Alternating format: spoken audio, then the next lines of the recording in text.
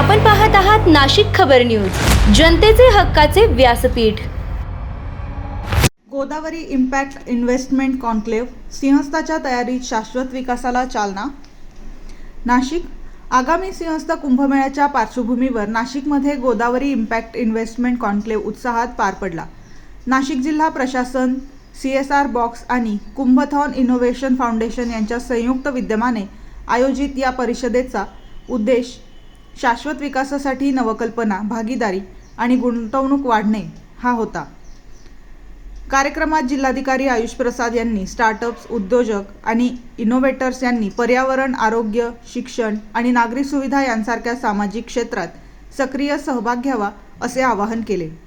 सिंहस्थ कुंभमेळा 2 शहरांच्या मध्यवर्ती भागात होत असल्याने येथील आव्हाने वेगळी असून भाविकांना सुलभ आणि सुरक्षित सेवा देणे हे प्रशासनाचे प्राधान्य असल्याचे त्यांनी स्पष्ट केले।